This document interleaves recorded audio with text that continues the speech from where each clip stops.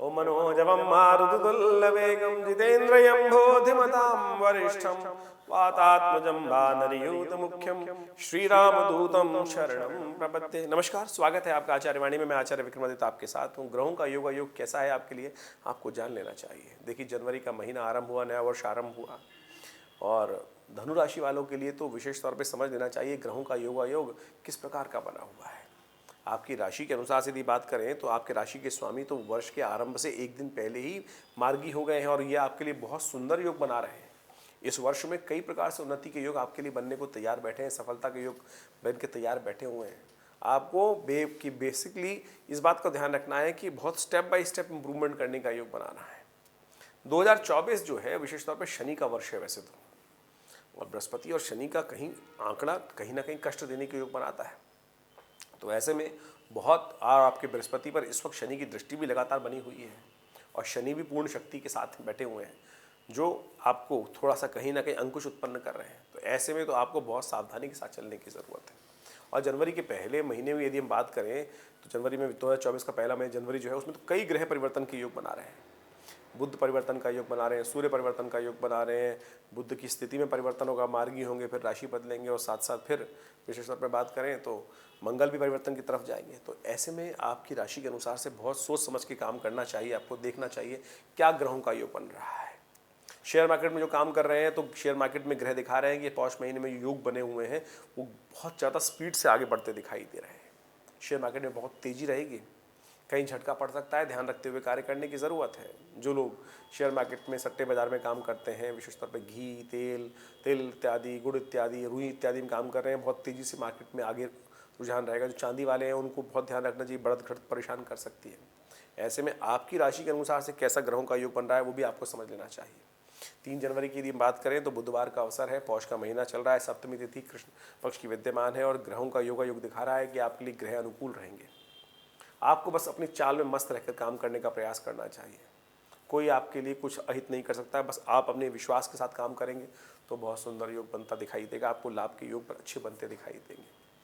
हो सकता है कि लोग आपके लिए कुछ ना कुछ कष्ट के योग बना रहे हैं, आपको लगातार ऐसे कर रहे हो कि मक्खी से दूध से मक्खी निकाल के बाहर रख दी, ऐसा योग बना सकते हैं। लेकिन आप अपने बल पे रहिए, आपके लिए सुंदर ग्रहों का योग है, कोई दिक्कत नहीं।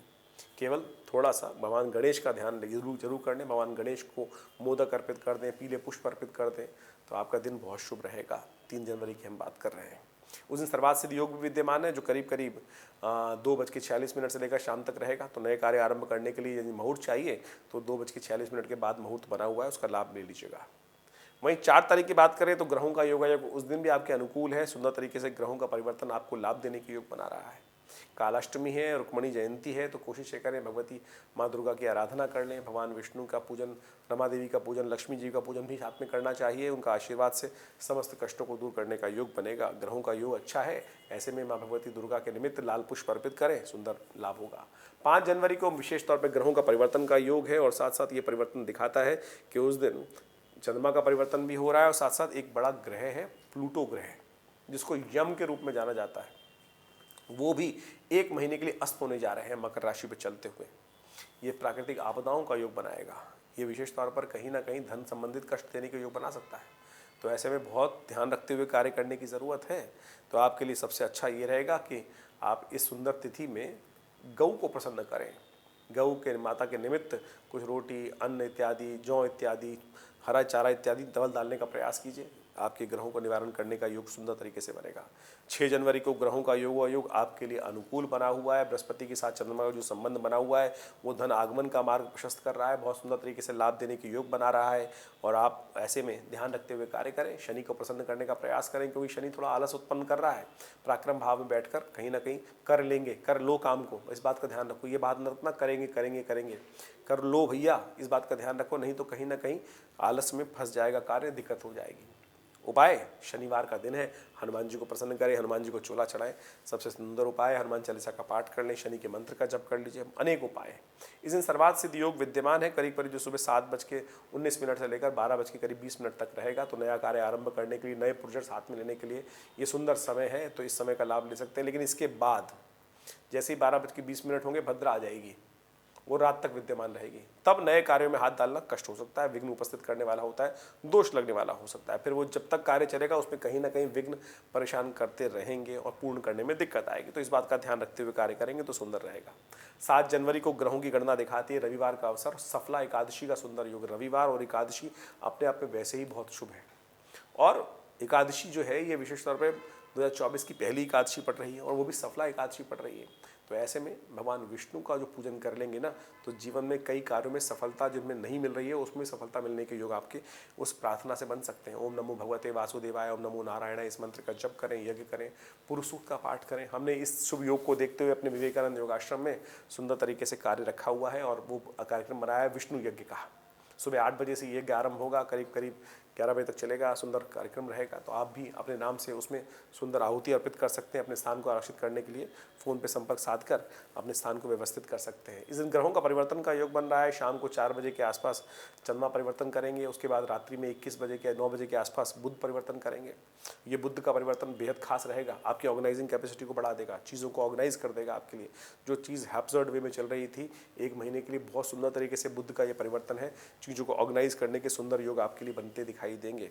उपाय हमने आपको बताया। इस दिन विशेष तौर पर भगवान विष्णु का स्तवन, भगवान विष्णु का पूजन और आश्रम में जो यज्ञ है उस पर भी सम्मिलित हो सकते हैं, लाभ मिलेगा।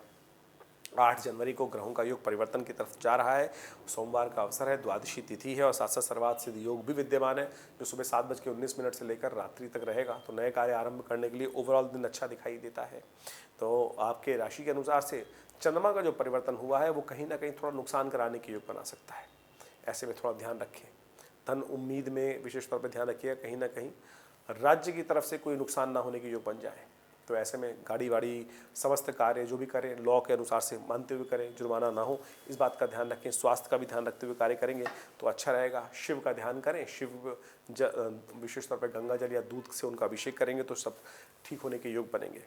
9 जनवरी को और 10 जनवरी को विशेष तौर पे मूल नक्षत्र विद्यमान हो रहे हैं। तो इस बात का ध्यान रखना चाहिए कि जिन जातकों का इस दिन जन्म हो उनकी मूल शांति उनके माता पिता को अवश्य कराने का प्रयास करना चाहिए, क्योंकि ज्येष्ठा और मूल नक्षत्र 8 और 9 जनवरी को रहेंगे तो मूल शांति अवश्य करानी चाहिए। कई बार हमने जन्मपत्रियों में देखा है कि सब ग्रह अनुकूल होते हैं लेकिन मूल शांति नहीं होती, और जैसे ही मूल शांति कराते हैं तो ग्रहों का जो भाग्य में कई प्रकार के दोष होते हैं वो निवृत्त हो जाते हैं। तो जिन जातकों के घर में कुछ नया जातक जन्म लेने वाला है, ध्यान रखिएगा ये 9 और 10 तारीख को जन्म ले रहा है तो उनकी मूल शांति अवश्य करा लीजिएगा। ज्येष्ठ और मूल नक्षत्र विद्यमान रहेंगे। ग्रहों का योगा योग भी 9 और 10 तारीख को बड़े सुंदर बने हुए हैं, और 9 तारीख को तो मंगलवार भी है और साल का पहला प्रदोष पड़ रहा है, भौम प्रदोष हो गया है उस दिन। भौम प्रदोष समस्त प्रकार के कष्टों को दूर करने वाला योग माना जाता है। कहा जाता है कि जब कष्ट घट ही ना रहे हो, भार जीवन से कट ही ना रहा हो, लोन उतर ही ना रहा हो, तो ऐसे भौम प्रदोष के दिन भगवान के विशेष तौर पर ऋण मोचन का मोक्ष प्राप्त करने के लिए, बहुत सुंदर तरीके से निवृत्ति प्राप्त करने के लिए योग पाठ कर लेना चाहिए। सुंदर कांड भी इसी प्रकार का लाभ देने वाला है। जो विभीषण शरणागति सुंदर कांड के अंदर आई है, यदि इस सुंदर योग में उसका पाठ कर लिया जाए तो कहा जाता है ऋण मुक्ति का, भगवान की शरणागति प्राप्त करने का सुंदर रास्ता बन जाता है। और जैसे विभीषण पर कृपा करके भगवान ने समस्त प्रकार की निधि और समस्त राज्य उनको बना दे दिए थे, और तो आप भी ऐसे ही सुंदर तरीके से लाभ ले सकते हैं। ग्रहों का योग परिवर्तन की तरफ जो जाएगा वो भी आपको कल्याण के रास्ते बनाएगा, लेकिन सुबह का समय भारी रहेगा। तो ऐसे में भगवान हनुमान जी का जरूर पाठ करें। हमने भी विवेकानंद योगाश्रम में सुंदर कांड का सुंदर कार्यक्रम रखा है, जो शाम को 6 बजे से लेकर करीब करीब रात्रि में 9-10 बजे तक चलेगा। हनुमान जी का पूजन होगा, उनकी आरती रहेगी, सुंदर कांड का पाठ रहेगा, भंडारा रहेगा, सवामनी का भोग रहेगा। आप भी उसका लाभ लें, आश्रम में पधार कर उस यज्ञ में, उस महा पूजा में आप भी सम्मिलित हो सकते हैं। अपना स्थान आरक्षित करने के लिए फ़ोन पे संपर्क कर लें। 10 जनवरी को ग्रहों का योग बहुत अनुकूल है। बृहस्पति के साथ चंद्रमा का जो संबंध बनेगा वो धन लाभ के अवसर प्रदान करेगा। बस सुबह 9:22 तक का ध्यान रखिएगा। उस दिन भद्रा विद्यमान रहेगी सुबह 9:22 तक, उसके बाद खुल जाएगा और भद्रा त्याग करके आप काम करेंगे तो बहुत सुंदर लाभ के योग बन जाएंगे, सुंदर तरीके से लाभ के योग बनेंगे। इन सब चीज़ों को समझें, इसका लाभ लें। धन्यवाद।